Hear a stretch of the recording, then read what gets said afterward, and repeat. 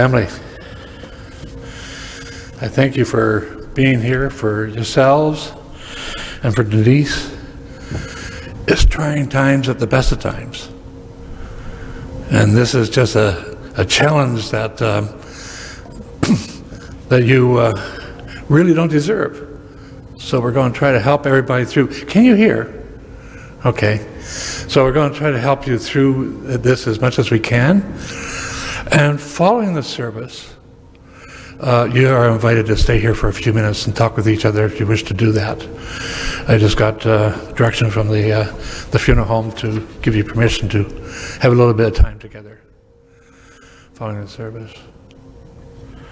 Now, I know all of you have known Denise probably all her life, all your life. And some of you, most of your life as well. And you can remember back the early times you had with her. Now, even though you are family members, each of you will have a different memory of her. It's sort of like standing at the edge of a small lake and looking across it and then taking a walking quarter away around and looking again. It looks like a different lake. You see, same lake. Just looks different. And that's going to be the same thing with Denise. You will have a lot of similar memories and thoughts and ideas, but each of you will have unique memories of her, because each of you have a unique relationship with her. You see. So as we go through the service, I know that you have been thinking about her and remembering her for a long time now, for some time anyway. And we'll continue to do that. So as you hear today from our family, David, and yourselves, you will be able to think about even more times, more seasons of life that you spent with her. Let us pray. Creator God, creator of all galaxies and universes, creator of this world and all known life and matter that makes it up. We give you thanks today, especially for Denise, her life as we had known it, no matter how long or brief that time has been. Help us today and always to remember and reflect on her life, her love, and her whole being, as others and we experienced it. Comfort us in knowing that with you all is loved and nothing is lost. I guess I should introduce myself. I know who you are, but my name is Ken Taylor, Reverend Ken Taylor. I am a United Church minister. Now, what that means to you is that I'm also Presbyterian, okay? Because the United Church is Methodists and Presbyterians and EUBs and a couple of others to make it up. So we do follow it. So we're not foreigners to the Presbyterian Church, because we are part of that. And we are hopefully going to be able to give you as much comfort as we can within the short period of time. There's a psalm that gives a lot of comfort, and one of the things I like about it is that I was in Israel and saw some of the areas where shepherds worked and the sheep were, and some of them were really pretty rugged. And this psalm is, I think, is a picture. If you read it, you can hear it, you can almost visualize all the different things that take place in this psalm, and it's comforting. And the other thing I like about it is it doesn't tell you to do anything. You see, it doesn't command you to be good or bad or anything else. And it's Psalm 23. We hear, the Lord is my shepherd.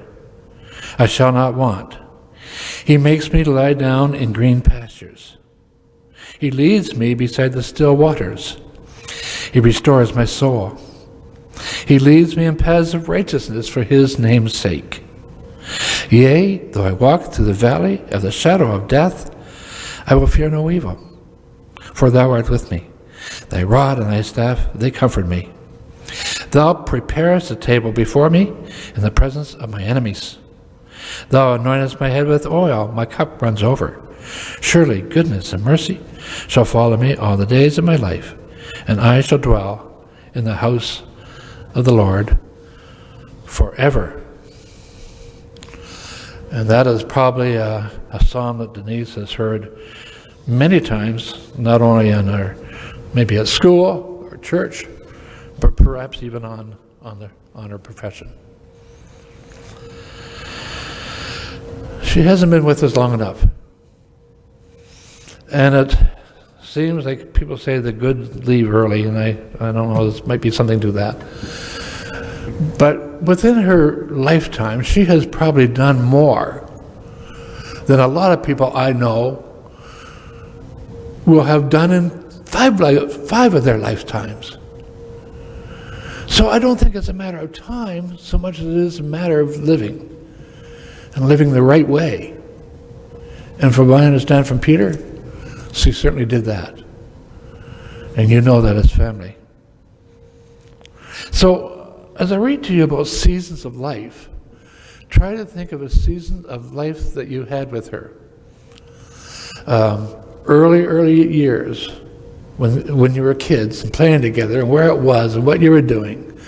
Maybe your aspirations of what careers are going to be, what you're going to do when you grow up. You see. Of course, if you're anything like me, I haven't grown up yet, so I don't know. But you know, there's so many things, and so many inspirations that I heard of from her that she did to so many people. So as I read to you about seasons, think of those seasons that you had with her. As a young child, as a daughter, as a husband, as a brother, as sisters. She has seen things like the advent of the cell phone. When she first started working, they used to have what they called the little devices that they page you on. Pagers, that's what it was. They had pagers. And when your pager went off, you had to run and try to find a telephone and call in and find out what the page was all about. She has seen seasons of that.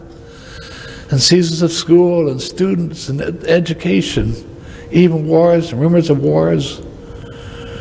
And a little bit of times like this, which is totally unusual for the whole world. So as I read to you about that, think of the seasons you spent with her, the fun times, the times you benefited from her humor and her care.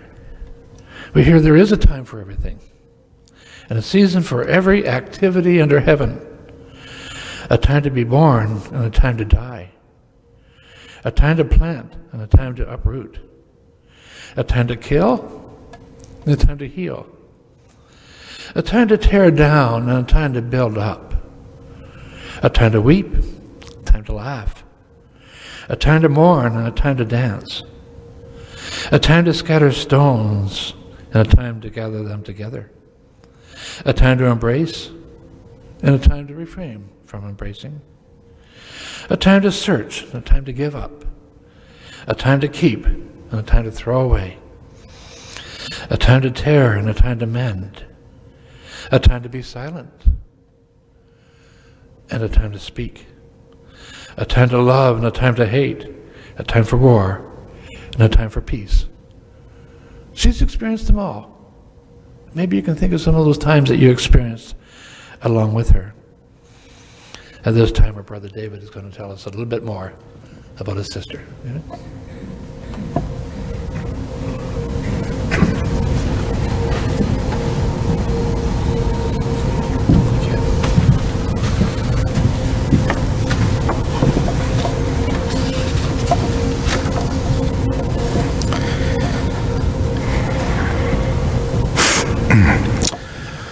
To family and friends present here today, and due to the current pandemic situation, those watching and listening from afar, thank you for joining us to remember and celebrate a very special person and a beautiful soul, Denise Reniers. For the benefit of those watching remotely and any of the government authorities listening in, we have a very small group of 10 people gathered here today in the chapel. All of us without any access to a dry cleaner or a clothing store, a barber or hair salon prior to the service. But in spite of that, may I say, we all look beautiful. A little special shout out, if I may, to the Reniers side of Denise's family. They, Peter's brothers and sisters, nephews and nieces, I know they all cared very deeply for Denise. And in these sad,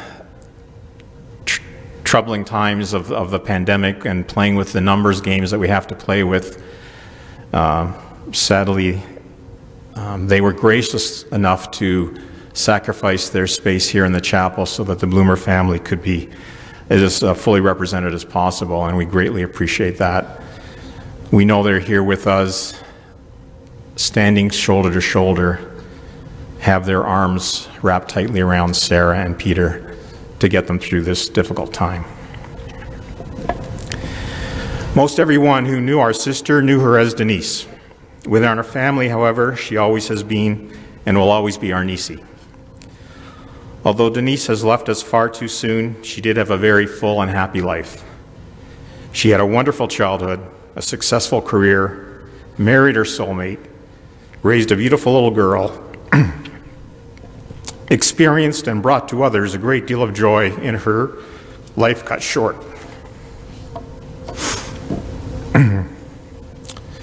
Personally, she was a wife, a mother, a daughter, a sister-in-law, an aunt, a niece, a cousin, and a good friend and colleague to so many people here and overseas. Professionally, she was a dedicated and valued clinical pharmacist specializing in pediatric oncology. She has been spoken about in some lovely terms and phrases to acknowledge her passing. A woman of great humor, great strength, a great heart who gave everything she could to everyone she met. Strong on the outside, but very sensitive on the inside. No one laughed like her. No one cared more deeply for her family. Denise was born in October of 1962. Which some of you may recall was smack dab in the middle of the Cuban Missile Crisis, if you can believe it. She came to us in a time of crisis, and she has now left us during another one. Extraordinary times and an extraordinary woman. We lived on Canara Crescent in North York at that time, so our early years were a typical suburban experience.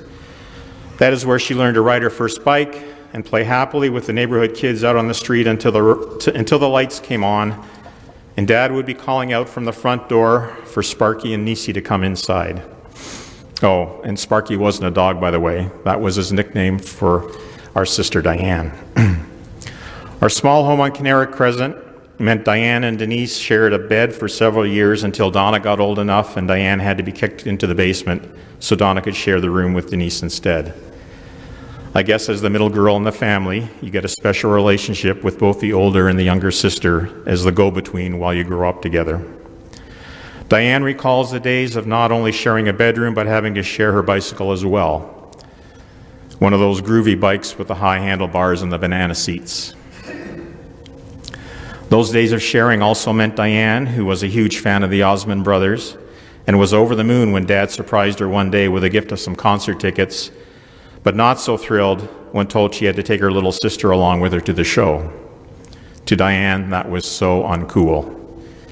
If you ask me, just being a fan of the Osmond brothers is about as lame as it gets anyway. Just before Denise turned 10, the family moved to a new, almost finished home in Schaumburg on a large 10-acre lot. Denise adjusted well to life out in the country, although it was a bit isolating for kids during the summer holidays, separated from all your school friends, and too young for a summer job, and nowhere to go without a car. So Denise created her own structured routine, and the highlight of her weekdays was to make herself lunch, usually Kraft dinner or grilled cheese, and head down to the rec room to watch her soap operas all afternoon. You took your life in your hands if you interrupted her soaps. She developed a real love for those stupid soap operas. I think her favorite was Another World, followed closely by her beloved Little House on the Prairie program.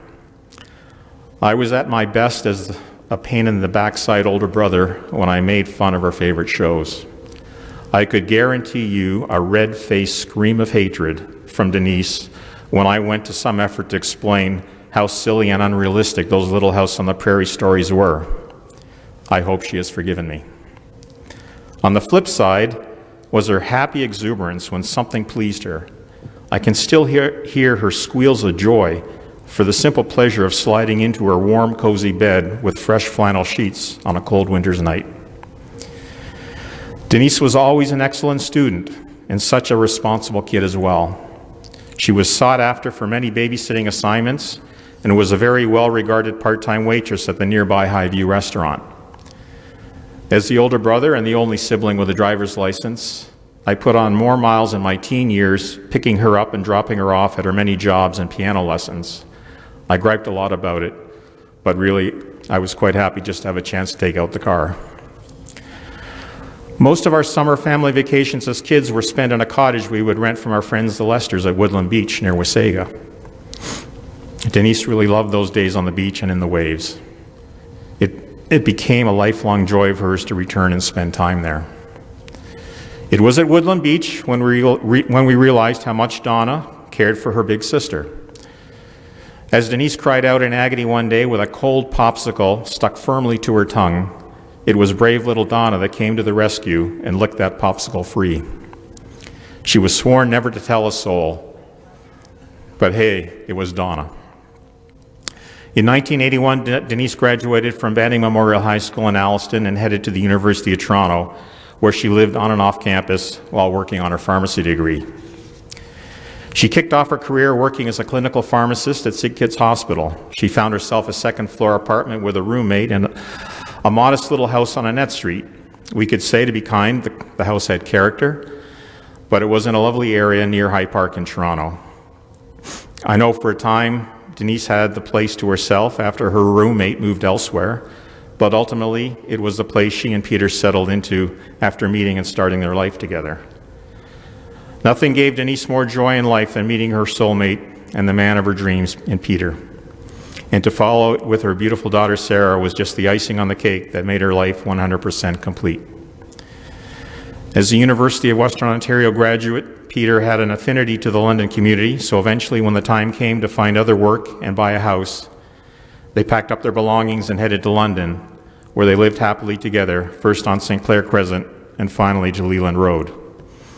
As noted, Sarah arrived to complete the happy family picture in 1996. Denise's motherly instincts were put to no better use than her time raising wee Sarah. Sarah was the center of Denise and Pete's life since the day she was born. Denise also had a lifelong fascination with anything teddy bear.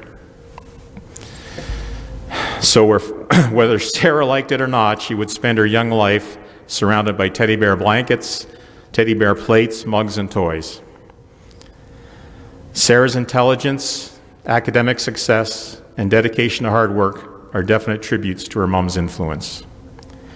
I'm not sure where the love of performing on stage, computer technology, or sports like snowboarding, soccer, and skateboarding came from, because that was so much not her mom. And notwithstanding Denise's passion for baking and spending time in the kitchen, it has not made any inroads into Sarah's way of life so far. But there is no doubt Denise is intensely proud of her little girl. She was her biggest pride and joy. Denise and her mom had a very strong and close relationship. When you talk about Denise's loving, kind, compassionate, and charitable nature, well, that has her mother's influence written all over it. And as was the laughter. I never knew two women with the most infectious cackling. You didn't really laugh with them, you laughed at the outrageous sounds they were making. Denise's skills in the kitchen and love of baking also came from many years of watching and absorbing her mom, in her many aprons, working her magic. And what a team they made when Denise and Pete were planning their wedding in 1992. The first wedding in our immediate family, so to Mom, this was a huge deal. She and Denise were in their element, making all the arrangements and putting their touches into the planning, and never a disagreement or crossword came between them. I could be lying about that. Mom's illness and death in 2002 hit us all very hard, and as much as Denise was hurting a great deal inside, she was a tower of strength for the family. And perhaps calling on her experience in the pediatric oncology ward, she was an immense help to Mom while she was ill, and a great support to Dad through those very tough times. Denise was fiercely loyal and protective of her family. She took over the role of surrogate mother to all of us after Mom passed. She would make sure we were taking the right medication for any ailments we had, and she would carry on our family traditions with a vengeance. From family gatherings, to steak and kidney pie on New Year's Day, to Christmas baking, to Mom's Scottish pancakes, soda scones, and wheaten bread. And she would always include her nephews, Kyle and Alistair, in their March break plans, as well as their summer family vacations at the beach.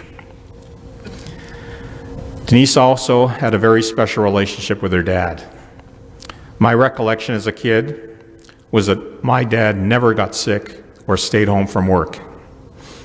The one big exception was he was the one who looked after Denise when she had her appointments at the hospital.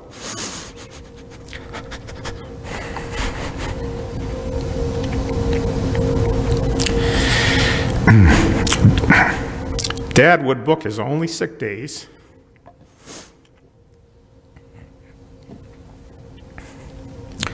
to take Denise to sick kids when she was having various different procedures on her ear.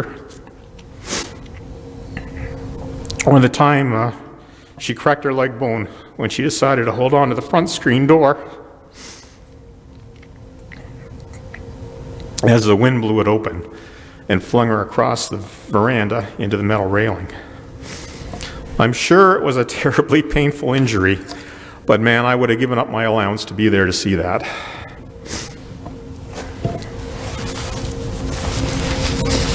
I think it was in those moments in Denise's early life that forever solidified the bond she had with her father. They became huge snow sledding buddies, driving for miles around the township to find a decent hill to slide down when the rest of us stayed home and complained about how cold and miserable it was outside.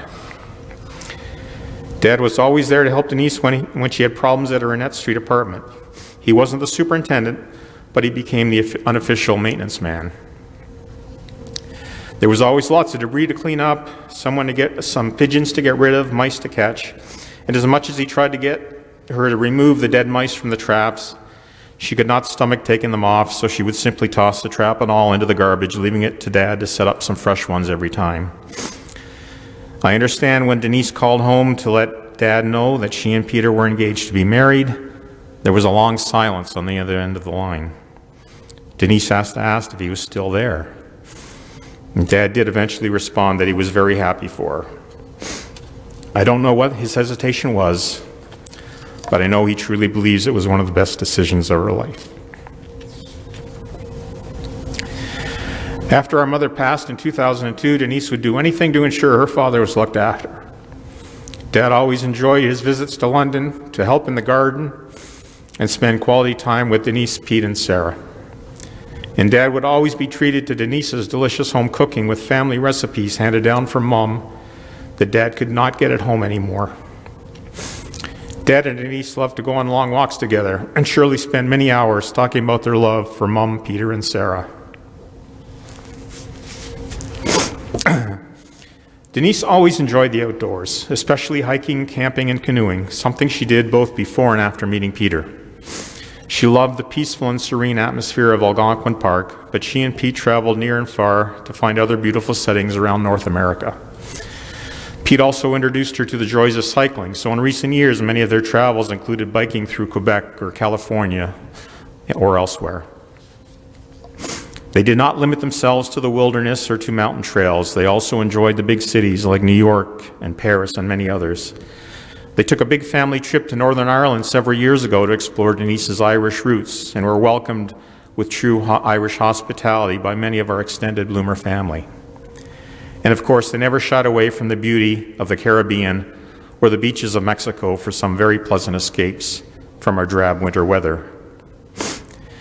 Much has been said about Denise's charitable causes and her fundraising activities, many of which revolved around bike riding and bake sales. This again just shows that caring and sensitive side of Denise. Very soft-hearted, happy to work hard and to go to great lengths for a good cause, primarily children's charities. One very bright note that really made Denise happy as she was struggling with her illness, a group of co-workers wrote to her and said they would continue her Bakers for a Cause initiative by baking Bear and Bunny cookies and donating the proceeds to ChildCan, a charity that supports families of children with cancer. In Denise's words, "This is what I always wanted." As a family, we were not as aware of Denise's professional life as a pharmacist within the London Health Sciences Centre. We have been touched by the esteem shown and the outpouring of love and support expressed by her friends and colleagues in the medical and pharmacy community. It means a lot to us that Denise meant a lot to you. And we are grateful for all the beautiful acknowledgments that have been coming in. It makes us very proud.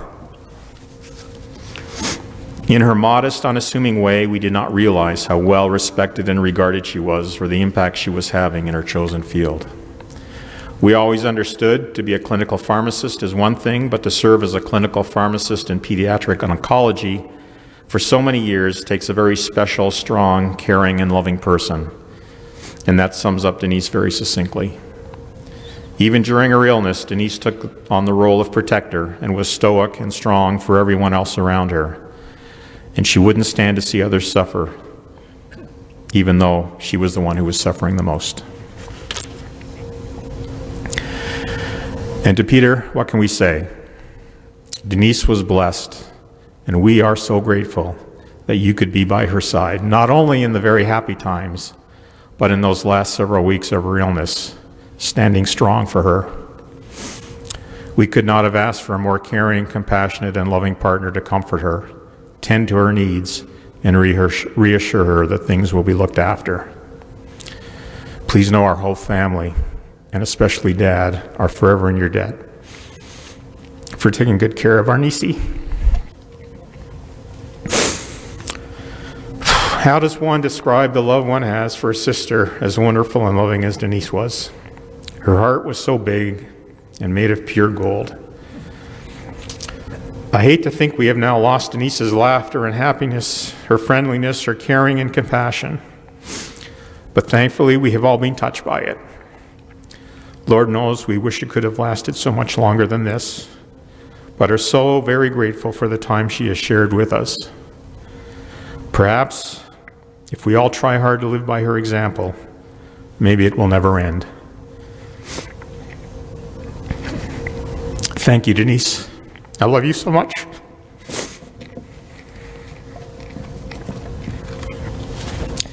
And I know my popsicle-loving little sister has a few words to say as well.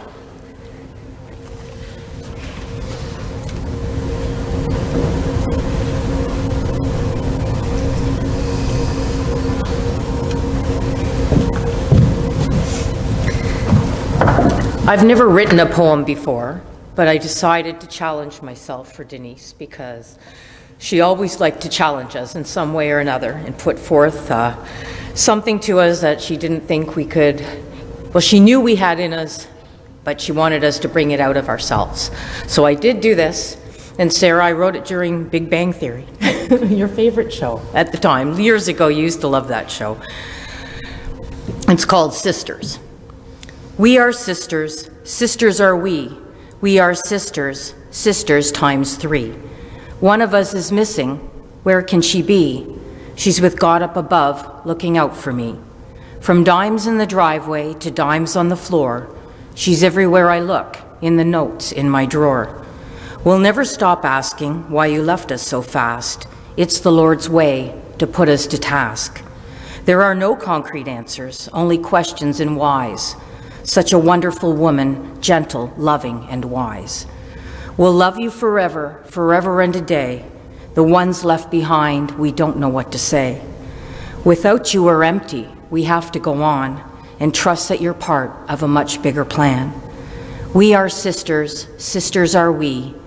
We are sisters, sisters times 3. Although not here in body, your spirit lives on through Peter and Sarah and all those you've touched upon. We miss you, Arnisi, there's no doubting that. You've taught us to forgive, no matter what. The children in heaven, they're waiting for you to repay the kindness bestowed while you did what you do. We are sisters, sisters are we.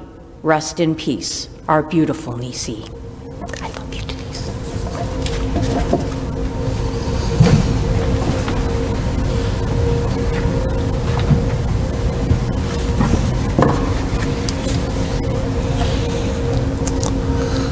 David and Donna, thank you so much for the overview of your sister.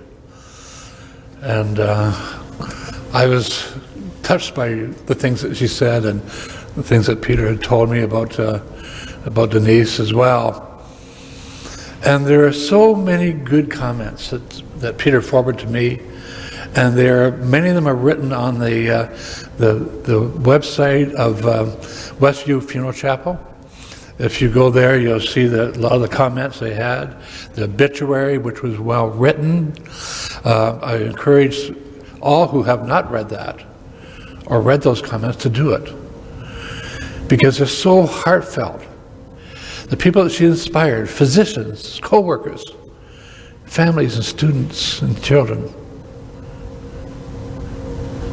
What an inspiration. I have here too that Peter and Denise honeymooned, traveling around France. And from what I understand, their honeymoon really never ended, you see. They loved each other and doing many adventures together. And Sarah, you're part of that. And we're glad of that as well. And this time we're going to have a little slideshow and I think some music, because I understand that jazz was very much a part of her life as well.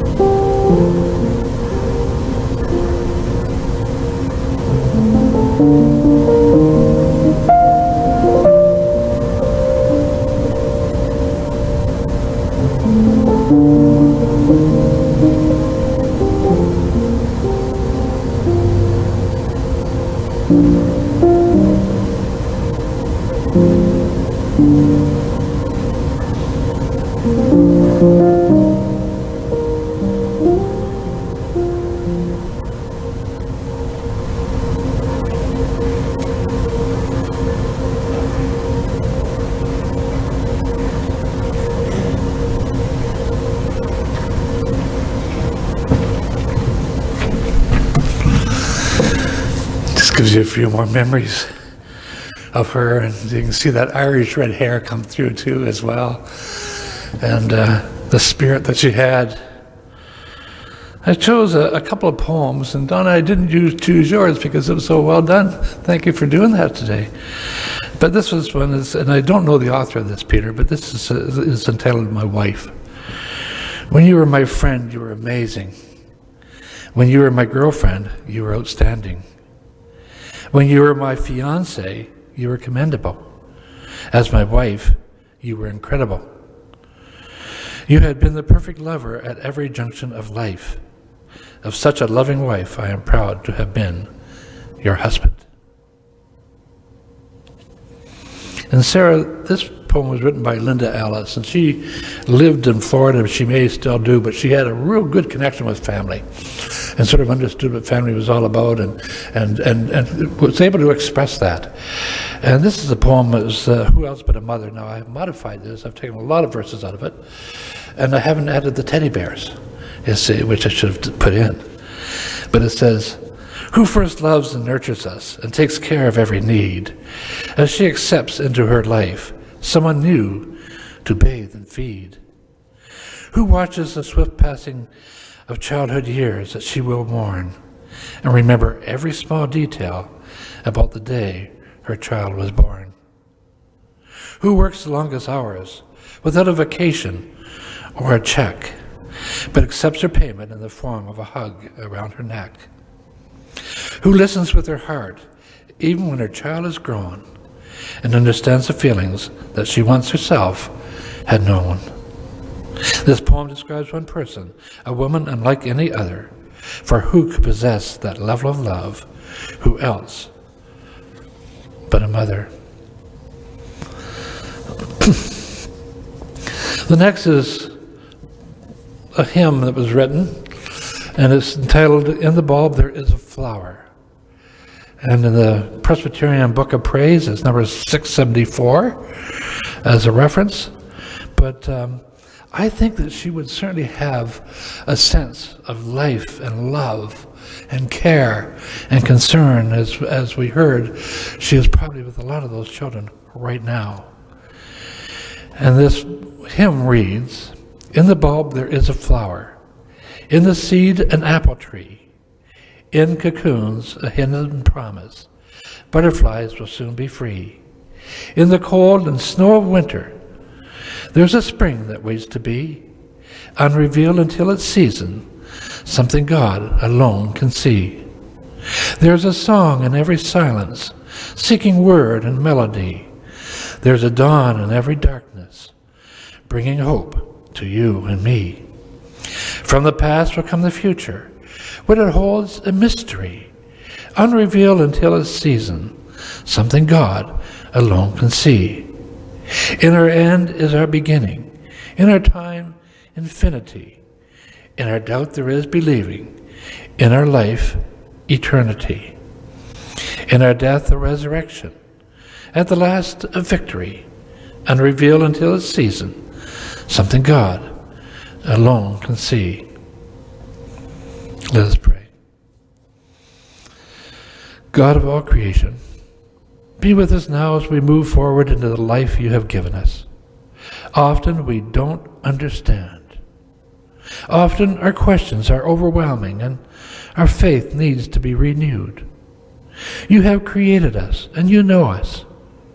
In faith we know that Denise goes from our arms into your arms, arms of everlasting love, never to be lost. Help us to be content to release her to you, Creator God, knowing that you have not taken her from us, but rather you have received her, and you have received her into your keeping, and she is safe and happy and complete.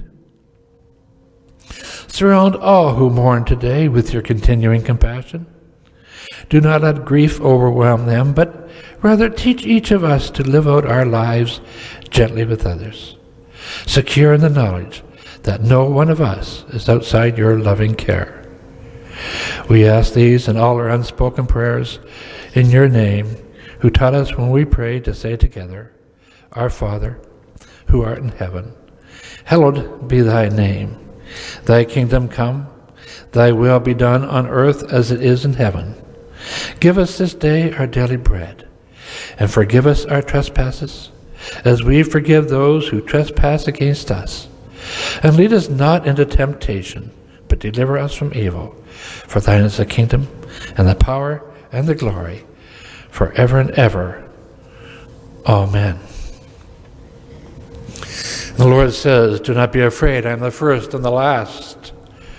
I am the living one, for I was dead, and I am alive forevermore. And in God's keeping, we commend our friend Denise.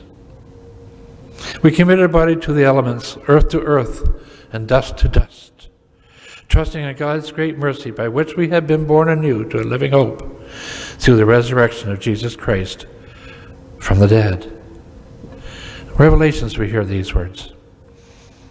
I heard a voice from heaven saying, Henceforth, blessed are the dead who die in the Lord. Blessed indeed is the spirit, that they may rest from their labors, for the deeds follow them. And deep peace of the running wave to you. Deep peace of the flowing air to you. Deep peace of the quiet earth to you. Deep peace of the shining stars to you. And deep peace of the infinite peace to you. And that was an Irish blessing. This concludes the service here in the chapel. The service to each other continues, not only with each other that are here, the 9 people that are here, but those of you who are listening and watching, continue to keep in touch with each other. There's all kinds of forms of electric ways. In fact, I even saw a post office carrier driving down the road today with letters. You can put a stamp on a letter and mail it. You know, that still works and still received well. So to the family, we say that you are encouraged to spend a few minutes with each other at this time. And again, thank you for being here and supporting each other.